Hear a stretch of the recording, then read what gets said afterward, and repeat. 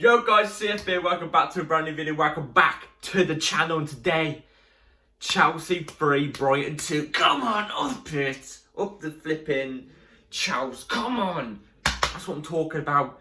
Get them seagulls out of here, go fly away from Stamford Bridge, get in there. So today, we're going to go in detail of the review of Chelsea versus Brighton, Chelsea 3, Brighton 2, you know, I have to say it again, you know what I'm trying to say.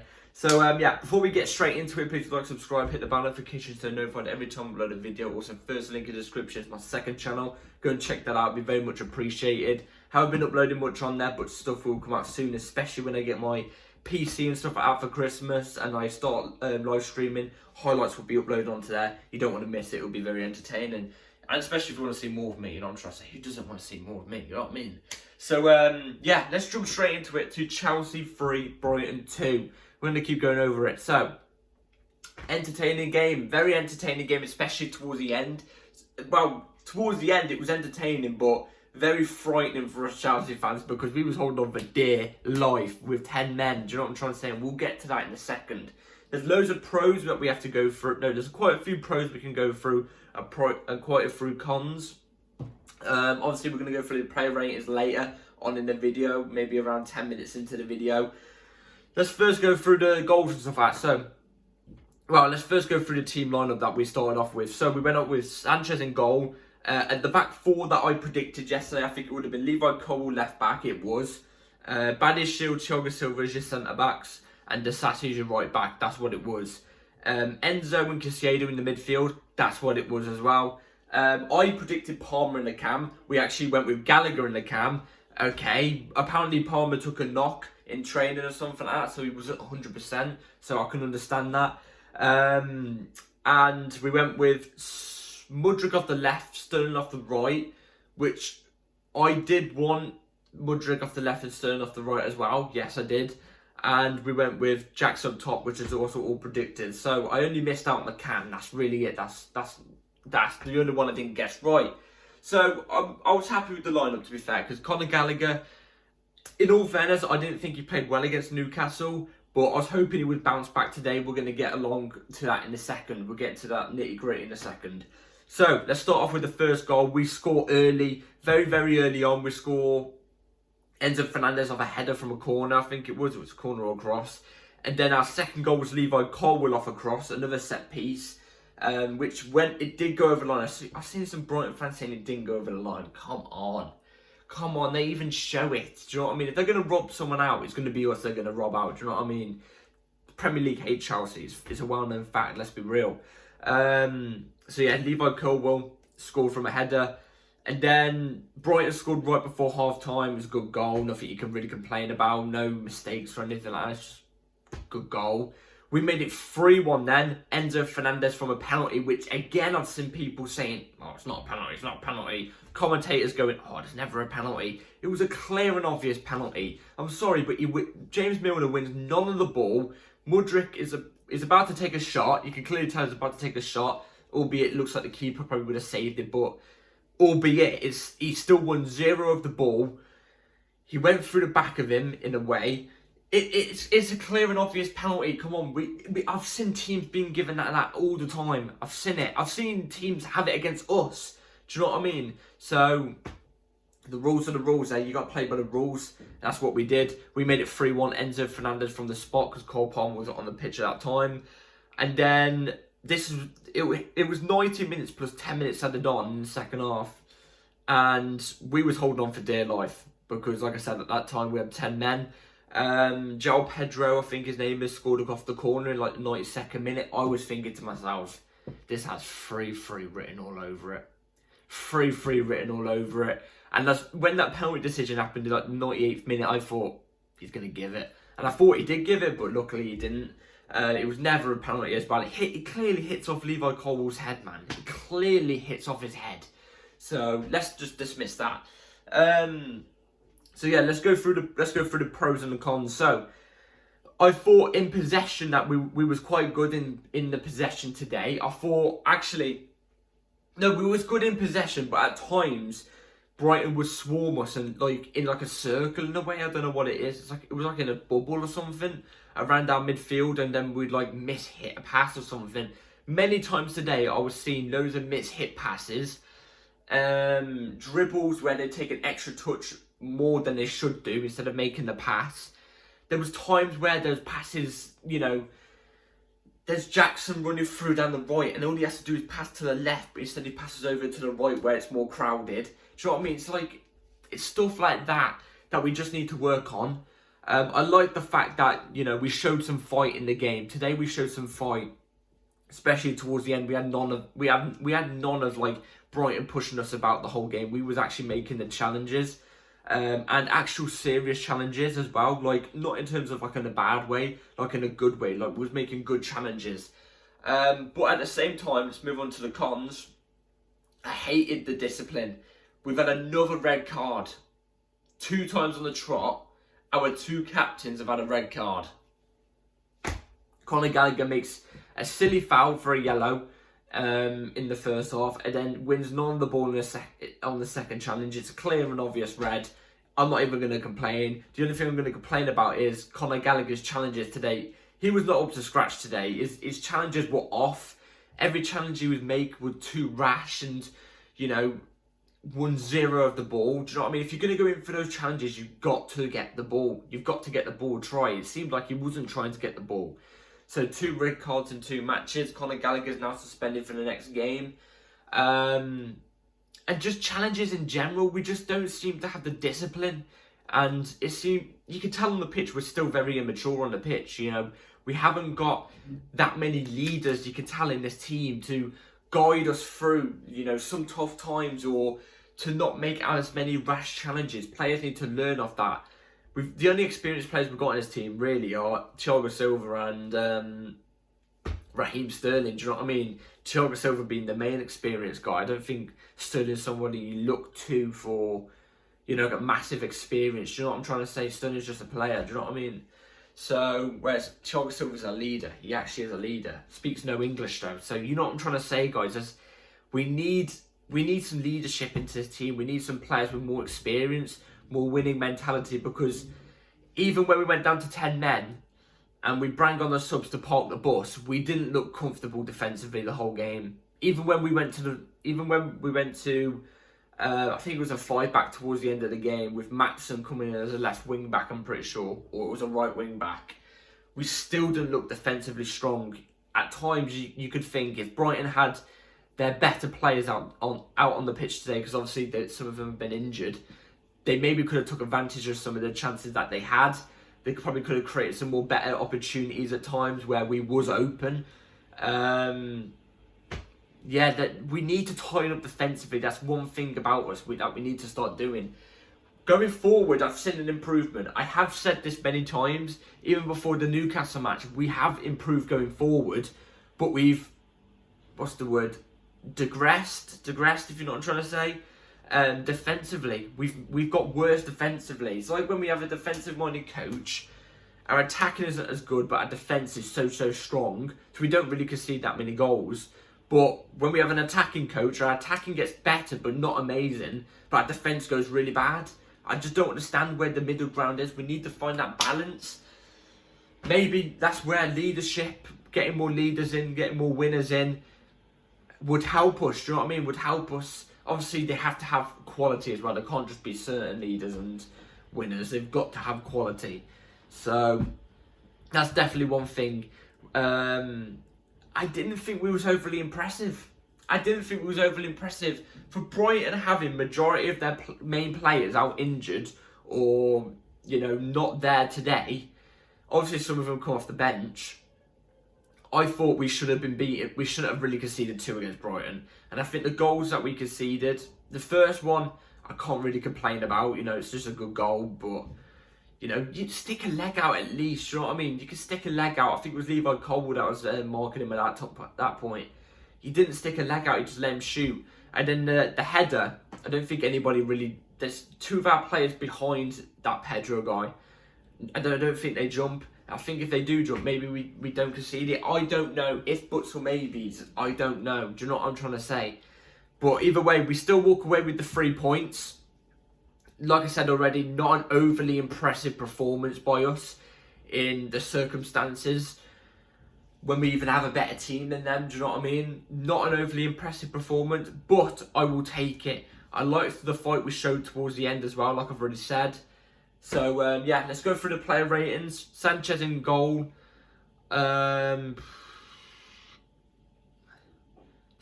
He nearly let a no goal in, I'll be honest. He let the ball roll past his foot. So, I'll give Sanchez a 5.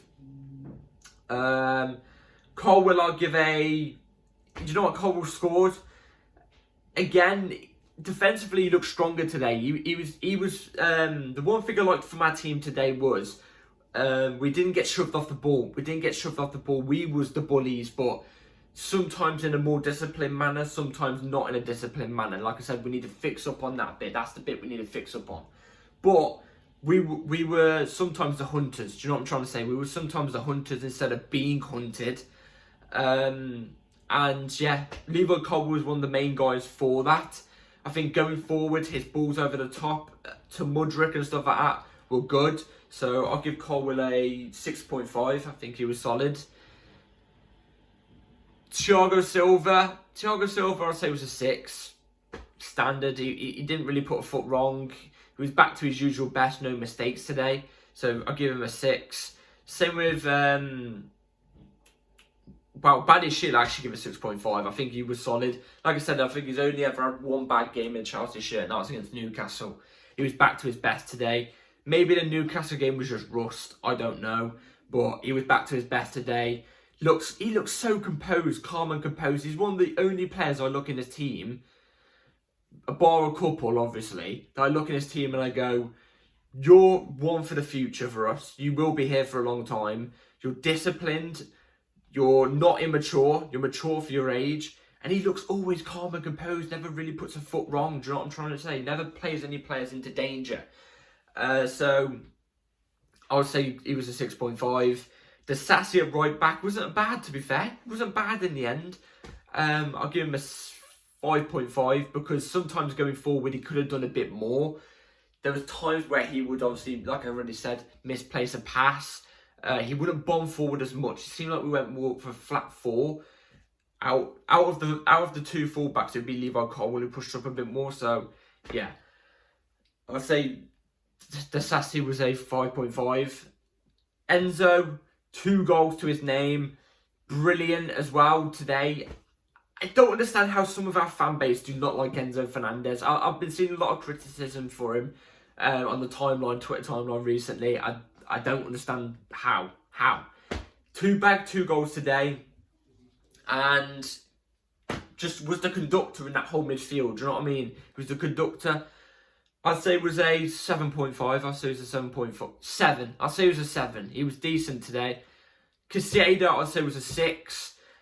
Sometimes he would, like Gallagher, misplace a challenge, which was a bit unusual for him, but making interceptions, and when Brighton tried to pass the ball through and he just intercepted it, he was good on that today. So I'll give him a 6. He works well with Enzo in that midfield. Mudryk off the left. Now, I don't want to be beaten up for this. I thought Mudryk was a 5. Nah, 4.5. I'm sorry. He was a 4.5. He made one good run in the first half where he turned past one player, then got a shot up, drove through the middle and got shot off. That was good. That's what I'm saying. That's good. Then there was one in the second half where he won us the penalty. Fair enough. But they were the only 2 things he did well today. He was very quiet.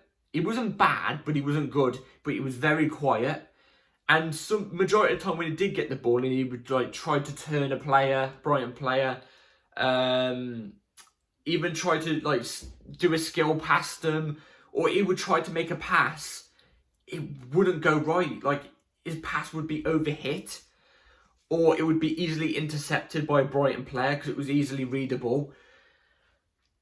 I've got to be honest, 4.5, and Mudryk's got to up it, man. He's got to up it soon because he does 2 good things a game. For a winger who costs, what was he, 60 million, 70 million or something like that, I'm expecting now on your second season for you to do something a bit more now. Do something a bit more. Do you know what I'm trying to say, guys? So, yeah, I'm hoping for a bit more from Madrid with 4.5, I'll be honest. Just very quiet in the game. Gallagher, 4. Misplaced challenges. Didn't really get that many shots off. I didn't think Gallagher was great today. 4. I'll be honest, that's 2 games on the bounce. He's not been great today. Well, today. 2 games on the bounce. He's not been great now, so we have to see how he goes on. I hope to God he's not back to the old Gallagher, because this Gallagher that I've been seeing majority of the season has been top class, I think. I think it's been really, really good. Very improved. Sterling, apart from a couple crosses, a couple decent runs, again, the same as Mudryk, misplaced passes and stuff like that. It's the same with the forward line, pretty much mostly every week if they don't score. Misplaced passes, missed time runs. You know, Sterling was caught offside quite a bit. I say Sterling was a 5. Jackson, I'd say, was a 4 as well. I didn't think he really did anything. He got in the box. He was there in the box, but it's like the cross would be hit over him, or like the pass would just be short of him. Do you know what I'm trying to say? So it's not like his service was great today, but actually, no, I'll give Jackson a 4.5 because there was times where he dropped deep, he dribbled past a player and tried to create a chance, so I'll say a 4.5. But for a striker, I'm expecting a bit more movement in the box, so sometimes it's a bit too static in the box with Jackson. That's where I'm trying to say, like, Jackson's too young at the moment. He's too young. He needs to go on the bench and develop and not be the main striker, because there's too much pressure on him, I think. If we get Victor Osimhen in, who's been at a top club, who's a winner, who's got loads of experience for such a young age, he can walk into this team and it will give Jackson time to develop for 3 years, and then we'll see where he's at. Do you know what I'm trying to say? And it's clear Jackson didn't have his motivation today. You know what I'm trying to say? If you know, get to know. So, yeah, he didn't seem that motivated, did he? But, yeah, Maatsen came off the bench. I've got to be honest, I don't think Maatsen's Chelsea quality. I've got to be honest. Do not think he's Chelsea quality. I get it, you can get a run of games in. He hasn't had that many runs of games, but I don't think he's Chelsea quality. 3.5, sorry, 3.5. Broja, same as well. There was sometimes where the ball came up in the air and he'd chest it down, but it would somehow like flick onto his shoulders. Both of his shoulders, it would ball roll onto his shoulder or something. I don't know. He didn't have that much service, but I'd give him a 4. I'll give him a 4. Cole Palmer came on, created 2 chances, I think it was. Created 2 chances, bar that. Like I said, we parked the bus towards the end, so it didn't really give Cole Palmer any justice. It looked like he wasn't 100% fit as well. Like I said, he took a knock, so I'd give Cole Palmer a 4.5. And I think that's it for subs. I can't really think of any subs that come to my head now. So yeah, that's it for the player ratings. We need to just, in my opinion, we need to toughen up. We need to toughen up. We need to be a bit more disciplined. And when teams get one back, we need to stop panicking as much, because it seems like whenever a team bags a goal against us, we panic. We go all out panic mode. It seems like there's no communication on the pitch, no leadership, like I already said. It seems like we just panic. I don't know. Maybe that's just me. It seems like we just panic. Discipline we need to work on as well, because we got a red card again today. It's another player suspended. It's ridiculous. But I'm just happy that we can go away from this game with 3 points, 3-2 in the bag. And yeah, we move on to the United game. I am knackered. I'm going to bed after this. Well, I'm not probably going to go to bed after this, but I'm out an early night, I'll tell you that. But yeah, hope you all have had a good day. Hope you've all enjoyed the game as well. Let me know in the comments down below what you thought of the game. For my next match review, I might be going with something different. A different review layout, do you know what I'm trying to say? So instead of talking about the whole game in general, it would be... You'll see, but it'll be a better layout. But if I don't do it in that in the United game, I'll let you know in the preview if I'm going to do it anyway. So yeah, get in 3 points up the chouse. Like and subscribe, everybody. Take care, all. Bell notification on, and yeah, see you in the next video, whenever that is. Take care, all. Peace.